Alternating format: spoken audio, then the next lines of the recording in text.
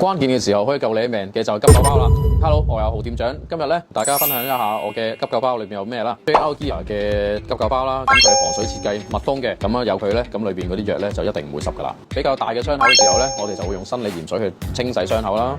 清洗完傷口咧，咁就用消毒酒精棉去將佢消毒一下啦。最後咧就用呢個敷料去撳住個傷口加壓，等佢止血，再用紗布捆住佢。小傷口咧，咁我哋咧一般就會用呢個膠布去黐啦。咁但係咧我自己個人咧，我就會一定會帶一個液體膠布嘅。液體膠布咧佢比較防水，比較密封。迷路嘅時候咧，咁手機又冇網絡又冇電咧，指南針就可以救你命噶啦。佢指引方向啦。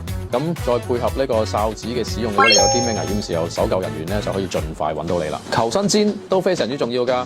如果遇到室溫嘅時候咧，咁我哋將呢個求生氈包住自己，咁咧就可以防止熱量流失啦。佢可以反射90%嘅體溫。抽筋嘅時候咧，我哋除咗按摩之外咧，其實可以食鹽丸去舒緩我哋嘅抽筋情況，同埋可以平衡我哋身體裏邊嘅電解質。我哋行山嘅時候咧，都會帶一啲朱古力或者糖果喺個身邊嘅，少量啦。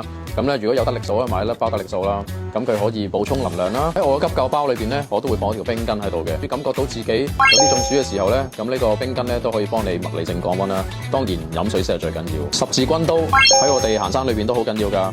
佢有個鉸剪啦，咁鉸剪你可以剪開件衫去處理傷口啦，或者可以幫你剪繃帶、剪紗布啦。